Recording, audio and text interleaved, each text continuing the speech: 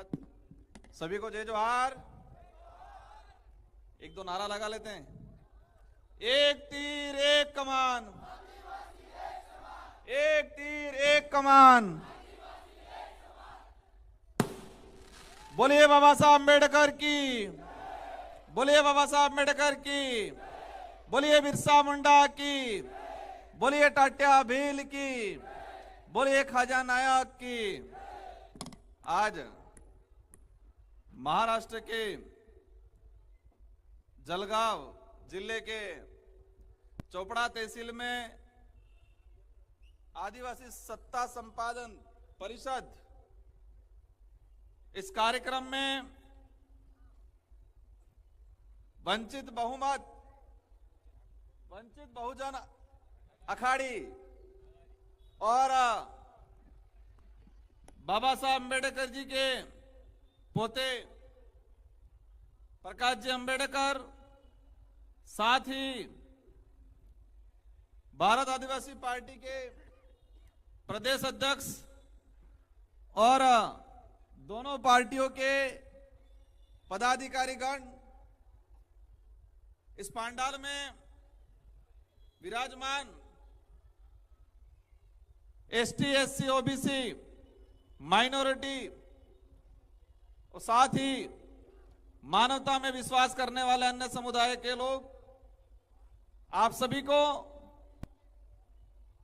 मेरी ओर से तहे दिल से धन्यवाद देना चाहूंगा कि आज आपने यहां पर हमें आमंत्रित किया और आमंत्रित करके एक जो मान सम्मान दिया और साथ ही ये जो आयोजन कमेटी है और आयोजन कमेटी में विशेषकर यहां पर सबसे बड़ा योगदान देने वाले भाई सुनील जी और सुनील जी के साथ ही हमारे बहुजन आघाड़ी पार्टी के जिला अध्यक्ष भान पाटिल जी, आप सभी को तहे दिल से धन्यवाद और मेरी ओर से शुभकामना है कि महाराष्ट्र के अंदर आप लोग ये जो मुहिम छेड़ी है, ये जो आंदोलन छिड़ा है, उस आंदोलन को एक अंजाम तक भेजना है और लोकतंत्र का जो महाराष्ट्र के अंदर जो मंदिर है, विधानसभा है, उस विधानसभा के अंदर हमारे दोनों संयुक्त पार्टी की तरफ से आने वाले विधानसभा चुनाव में स्वतंत्र आवाज वाला व्यक्ति भेजने की कोशिश करनी है आप सबको मिलके। मेरे पूर्व वक्ताओं ने मराठी में बातें की, कुछ साथी कह रहे थे कि समझ में आ रहा था कि नहीं आ रहा था। समझ में पूरा आ रहा था मुझे तो, पर एक काका ने जो आके परिवर्तन किया, एक दादा ने जो बात बोली, वो कौन सी भाषा थी? मुझे थोड़ी मराठी से अलग लगी। कौन सी भाषा थी? कौन सी बोली थी वो? बेली भाषा थी। मुझे लगा यहाँ आज भी बेली भाषा जिंदा है और आने वाली पीढ़ी को भी कहना चाहूंगा कि आप भले कितनी भी अच्छी इंग्लिश सीख लो, कितनी भी अच्छी आप हिंदी सीख लो, लेकिन हमारी जो मातृभाषा है उस मातृभाषा को मत भूलना। इनके भाषण से मुझे आभास हुआ कि 1913 के अंदर गोविंद गुरु महाराज के नेतृत्व में मानगढ़ एक आंदोलन हुआ था बिलराज कायम करने को लेकर अंग्रेजी शासन व्यवस्था में, और उस दौरान वहां के सामंती और अंग्रेजी लोगों ने इस आंदोलन को कुचलने के लिए गोला बारूद के साथ हजारों की फौज छोड़ी और 1500 आदिवासी समुदाय शहीद हुआ था। मानगढ़ का इतिहास में याद करना चाहूंगा इन काका की बात से। और उस समय जब गोविंद गुरु महाराज को अंग्रेजी सैनिक और राजा रजवाड़े के सैनिक गुजरात के कोर्ट में लाके पेश किया था, और पेश करने के दौरान उस समय का जो जजमेंट आया था, उस जजमेंट में लिखा था कि गोविंद गुरु महाराज मध्य प्रदेश, गुजरात, महाराष्ट्र, राजस्थान इलाके के अंदर रहने वाला जो भील बाहुल्य क्षेत्र है उसको बिलराज कायम करना चाहते हैं, बिल प्रदेश बनाना चाहते हैं। उस समय फिर अंग्रेजी शासन व्यवस्था के लोगों ने एक नक्शा जारी किया था। उस नक्शे में जलगांव का भी नाम था, दुलिया का भी नाम था, नंदुरबार का भी नाम था। और काका की बात से यह साबित हो गया कि वो चिंगारी आज भी कहीं न कहीं लग रही है और आने वाले समय में ये एक आग बनेगी और हम सब मिलके हमारे पुरखों के जो अधूरे सपने हैं उन सपनों को पूरा करेंगे। साथियों, ये भारत देश हमारा देश है। ये देश का इतिहास जो है खून से रंगा हुआ है, लथपथ है। इस देश को आजाद कराने के लिए बलिदान देने का अगर किसी ने काम किया है तो सबसे ज्यादा आदिवासी समुदाय ने काम किया है। इस देश की आजादी में अगर खून बहा है तो सबसे अधिक आदिवासी समुदाय का बहा है, एससी समुदाय का बहा है, माइनॉरिटी का बहा है, गरीब तबके के व्यक्ति का खून बहा है, अमीरों का नहीं बहा है। इस देश को आजाद कराने में जिन लोगों ने अपने प्राण न्यौछावर कर दिए और ये देश आजाद हुआ, और आजादी के वक्त जिन लोगों ने इस देश को आजाद कराने में अपनी महत्वपूर्ण भूमिका निभाई, उनको पुरखों ने बलिदान दिया, तो उन्होंने कल्पना की थी कि आजाद भारत के अंदर ये पिछड़ी समुदाय, एसटी एससी समुदाय, दलित समुदाय, माइनॉरिटी, गरीब वर्ग का व्यक्ति इस देश में शांतिपूर्वक तरीके से रहेगा, आजादी के साथ रहेगा, अपने स्वाभिमान के साथ जिएगा, अपने सुख सुविधाओं के साथ जिएगा। ये कल्पना की थी आजाद कराने वाले लोगों ने। लेकिन बड़े दुख के साथ कहना पड़ रहा है, आज देश आजाद हो गया। अंबेडकर जी ने इस देश को शानदार संविधान दिया, दलित पिछड़े आदिवासियों के लिए अधिकार दिए, लेकिन इस संविधान को आज तक धरातल पर लागू नहीं किया गया। कुछ लोगों को आरक्षण से दिक्कत है, लेकिन सच्चाई यह है कि जो संवैधानिक प्रावधान थे आरक्षण के, आज तक धरातल पे लागू नहीं हुए। अगर लागू हुए होते तो देश के जितने विश्वविद्यालय हैं उस विश्वविद्यालयों के अंदर आज भी एसटी का जो अनुपात है 2.5% नहीं रहता। आज भी विश्वविद्यालय, विश्व यूनिवर्सिटियां हैं, उसके अंदर एससी समुदाय का प्रतिनिधित्व 3% जा पहुंचा है। अभी तक सिर्फ एसटी एससी आज 2 से 3% पहुंचे हैं और कहते हैं कि आरक्षण। लोकसभा के पहले कुछ राष्ट्रीय पार्टी ने, मैं नाम ही ले लेता हूं, बीजेपी ने कहा कि हम संविधान बदलेंगे, और देश के गरीब लोगों ने, देश के एसटी एससी ने, देश के माइनॉरिटी ने, ओबीसी ने यह तय कर लिया था कि जो संविधान बदलने की बात करते हैं हम उनको ही बदल देंगे, और बदलने की पूरी कोशिश की और लाके बैकफुट पे लाके रख दिया। आज वो तो थोड़ा जोड़ तोड़ कर लिया इसलिए, बाकी जिन संविधान बदलने की बात करते थे, और ये वक्त दूर नहीं है, आने वाले समय में जिस पार्टी के अंदर संविधान विरोधी मानसिकता है, जो पार्टी आदिवासी दलित विरोधी मानसिकता रखती है, उन लोगों, ऐसी मानसिकता वाले लोगों को लोकतांत्रिक तरीके से आने वाले समय में हम सबक सिखाना के काम करेंगे। साथियों, महाराष्ट्र का चुनाव आ रहा है, हमारी माताएं बहनें बैठी है, बड़े बुजुर्ग बैठे हुए हैं। इन राजनीतिक पार्टियों वालों ने क्या किया है? हमारे मानसिकता के साथ खिलवाड़ करने का काम करते हैं, हमारी गरीबी का मजाक उड़ाने का काम करते हैं ये लोग, और हमारी गरीबी का मजाक उड़ा के ये लोग वोट लेने का काम करते हैं। प्लान बना रहे हैं कि इस गरीब आदिवासी समुदाय को कैसे लूटा जाए, वोट उनसे कैसे लिया जाए। लाडली बहना का नाम सुना है आपने? महाराष्ट्र में सुनने आ रहा होगा, अभी आ रहा है सुनने में? क्या है? मैं कल छत्तीसगढ़ में था, मैं 2 दिन पहले 3 दिन पहले मध्य प्रदेश में था। और मध्य प्रदेश के अंदर लाडली बहना मिली थी मुझे, सब कह रही थी हमको लाडली बहना के नाम से बहुत ठग लिया, और उस समय तो 1-2 महीना पैसा दिया और अब तो पैसा आ ही नहीं रहा है।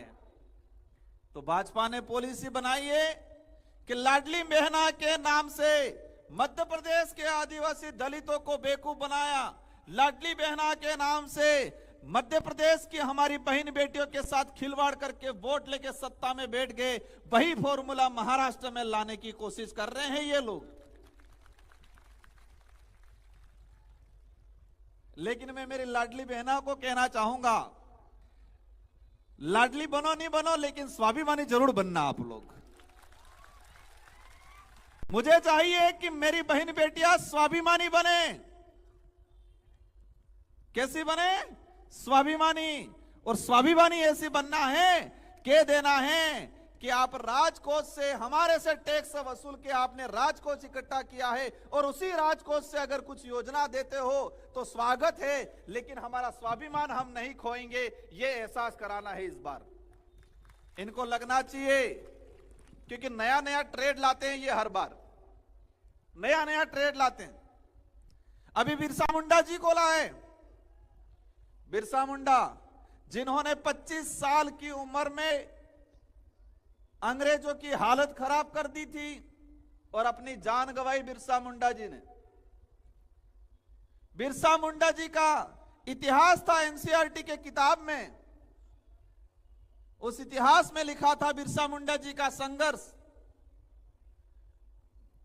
ये लोग धर्म की राजनीति करते हैं, उस राजनीति में बिरसा मुंडा जी को आगे कर रहे हैं। अभी थोड़ा समझना, क्योंकि कुछ समय बाद ये नया ट्रेड और लाने वाले हैं।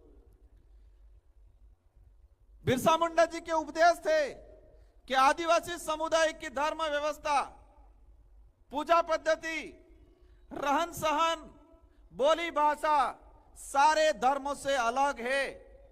ये बिरसा मुंडा जी कह के गए थे, एनसीईआरटी की किताब में पढ़ाया जा रहा था। बिरसा मुंडा जी ने कहा था कि आदिवासी समुदाय की पूजा पद्धति न ईसाई से मेल खाती है, न हिंदू धर्म से मेल खाती है, ये बिरसा मुंडा जी ने कहा था।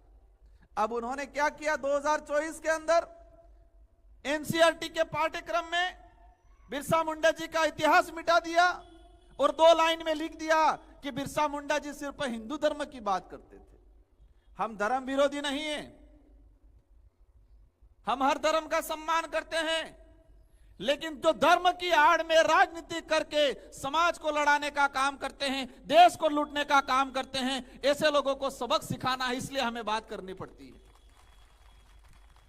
जब एसटी एससी पे अत्याचार होता है, कह देते हैं ये तो आदिवासी है, ये एसटी है, लेकिन जब झंडा पकड़ाना पड़ता है तो सबसे पहले हमारे एसटी एससी के भाइयों को झंडा पकड़ाते हैं ये लोग। तब ये नहीं कहते हैं कि ये इस धर्म का है। साथियों, देश का संविधान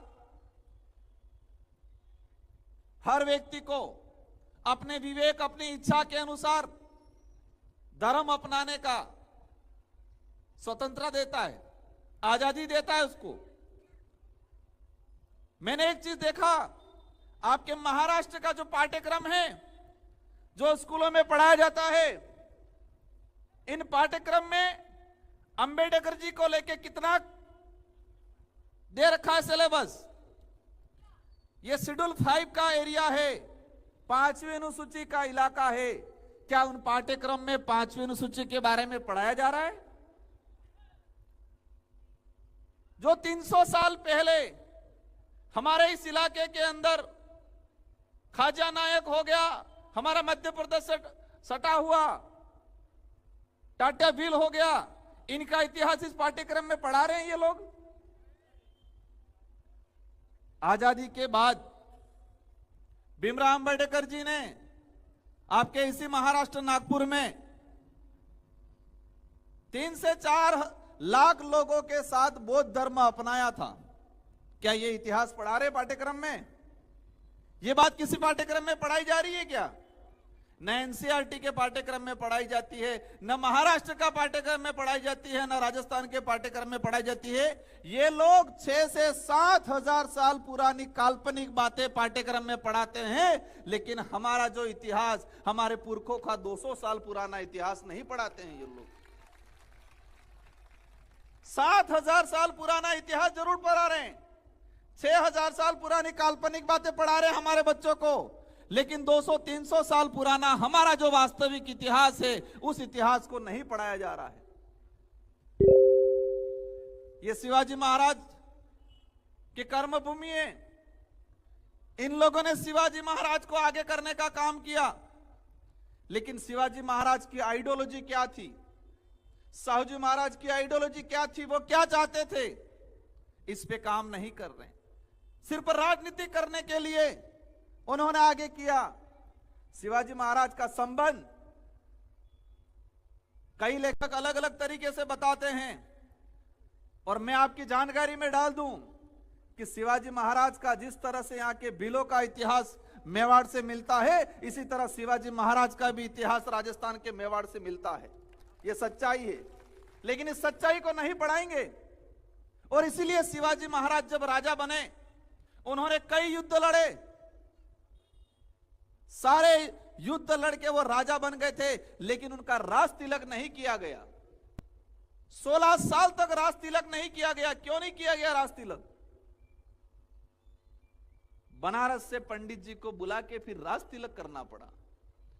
यहां के लोगों ने राज तिलक नहीं किया, जो अपने आप को उच्च वर्ण के मानते थे, और आज वही लोग ये पार्टियां चलाते हैं और शिवाजी की तस्वीर को आगे रखते हैं। जिन लोगों ने शिवाजी महाराज का अपमान किया, ये लोग आज ये राष्ट्रीय पार्टियां महाराष्ट्र में चला रहे हैं, और शिवाजी महाराज का सिर्फ तस्वीर आगे रख के हमारे बोले बाले आदिवासी, एससी, यहाँ के ओबीसी के वोट लेके राज करने का काम कर रहे हैं। इन लोगों को भी पहचानने की जरूरत है साथियों। बड़ी विडंबना यह है कि हम हमारा इतिहास नहीं जान पाए और न ही किसी ने बताया है। शेड्यूल 5 का प्रावधान क्या है, मेरी जानकारी में यहां बैठे हो बहुत कम साथियों को पता होगा, लेकिन 5 साल पुराना क्या बात थी वो जरूर पता है। सॉरी, 5,000 साल पुरानी क्या बात थी, क्योंकि वो किताबों में पढ़ाया गया, वो टीवियों में आया गया। हमारी सबकी जिम्मेदारी है, और ये लड़ाई जो है सिर्फ नेता बनने की नहीं है। ये लड़ाई हमारा जो गरीब आदिवासी समुदाय है, गरीब एससी है, माइनॉरिटी है, ओबीसी है, गरीब कोई भी समाज का व्यक्ति है, उसको आगे लाने की लड़ाई है हमारी। उस लड़ाई में आपको साथ देना है। लेकिन हर वक्त देखा है कि चुनाव आते ही ये लोग लोभ लालच वाली योजना लेके आ जाते हैं। मैं आज लाडली बहना वाली योजना के बारे में बोला, कल आपको ये भड़काएंगे, राजकुमार तो ना कह रहा है। मैंने एक बात बोली है, आप लाडली बहना जरूर बन जाना, या बनो नहीं बनो चलेगा, लेकिन स्वाभिमानी बहना जरूर बनना है आपको। आपको अभी क्या रुपया मिल रहा है उस पे नहीं, क्योंकि हमारी मध्य प्रदेश की बहना ठगी गई है और महाराष्ट्र की बहना को ठगने का काम कर रहे हैं। लाडले भैया वाली भी योजना लाएंगे हो ये लोग, ध्यान रखना, ठगना मत। अंबेडकर जी ने और हमारे जयपाल सिंह मुंडा ने और अन्य संविधान निर्माताओं ने ये देश को संविधान में लोकतांत्रिक व्यवस्था, जनता का राज, हर 5 साल में जनता अपना वोट देके अपने विवेक से अपना जनप्रतिनिधि चुनेगी। जो जनप्रतिनिधि हमारी समस्या को विधानसभा लोकसभा में रखेगी, ये प्रावधान किया गया। लेकिन विडंबना है कि राष्ट्रीय पार्टियों के अंदर चुनने वाले, आपकी शिवसेना हो, आपकी बीजेपी हो, आपकी यहाँ की कांग्रेस हो, इन पार्टियों के अंदर जाने वाले नेता समाज के प्रति वफादार नहीं होते हैं, वो पार्टियों के प्रति वफादार हैं। संविधान में यह प्रावधान है कि हर वर्ग का रिजर्वेशन हो ताकि हर वर्ग का प्रतिनिधित्व करने जाए, लेकिन ये लोग उस क्षेत्र और उस वर्ग का प्रतिनिधित्व नहीं करते हैं। ये लोग उनकी पार्टी का प्रतिनिधित्व करते हैं, उनकी पार्टी के प्रति जवाबदेही रहते हैं। लेकिन भारत आदिवासी पार्टी और अंबेडकर जी की पार्टी, ये दो पार्टी मिलके हमारे वर्ग का प्रतिनिधित्व करने वाला नेता चुन के भेजने का काम करेगी आने वाले समय में। और वो नेता पार्टी के प्रति वफादार नहीं रहेगा, वो पार्टी समुदाय के प्रति वफादार रहेगा, ऐसा नेता चुनने का काम करेंगे हम लोग। क्योंकि हमारी पार्टी में व्यवस्था ही ऐसी है, कोई हाईकमान नहीं है, जनता तो करेगी, वही हाईकमान है। जो जनता वोट देगी वही हमारा हाईकमान है। आपको ही तय करना है कि हमारा लीडर कौन होगा। साथियों, समय काफी हो चुका है। मैं उद्बोधन दे रहे थे, मैंने हालांकि सांसद के रूप में बोला, सब जानते होंगे। मैं एक बार जब विधायक था, मैं महाराष्ट्र में आया तो हमने कहा मैं एमएलए हूं, तो पुलिस वाले साथी समझ नहीं पाए, कुछ मामला हुआ था। फिर यहां एमएलए को शायद नामदार बोलते हैं, एमएलए को आमदार बोलते। फिर एक पुलिस वाला साथी था, कहा उसको पता था वहां राजस्थान में एमएलए बोलते हैं, तो उन्होंने कहा आप यहां हमारे आमदार बोलते हैं। तो हमें हमारे यहाँ के आमदार तैयार करने हैं। अब जो आमदार आपकी बात को महाराष्ट्र की विधानसभा में जाके बोलेंगे। और महाराष्ट्र इतना शानदार इलाका है,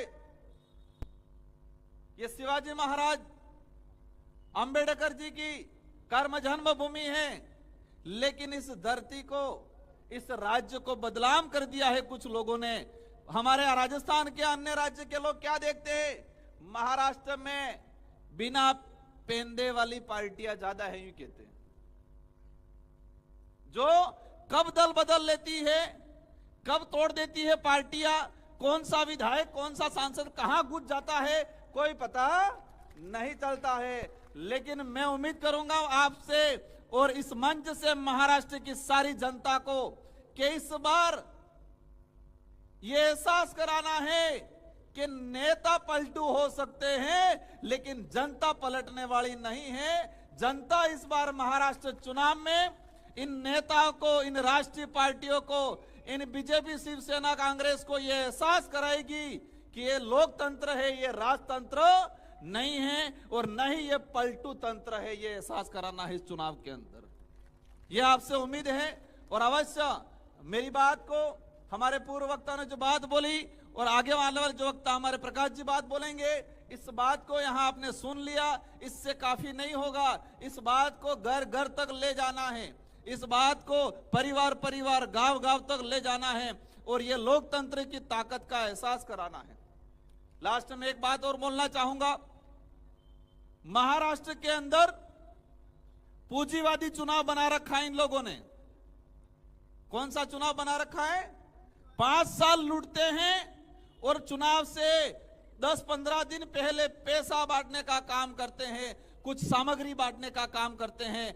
आप ले लेना, लेकिन अपना स्वाभिमान बेचने का काम मत करना। इस बार ये एहसास कराना है कि संविधान को बदलने का काम बात करने वाली पार्टियां, आदिवासियों का रिजर्वेशन खत्म करने वाली पार्टियां, एसटी ओबीसी का रिजर्वेशन खत्म करने वाली पार्टियों को इस बार चुनाव में एहसास कराएंगे। विकास तो हम भी कराएंगे, सड़क हम भी बनाएंगे, पानी की सुविधा हम भी कराएंगे, लेकिन लाडली बहना की नाम से बेवकूफ बनाने का काम हम नहीं करेंगे। ये एहसास कराना है।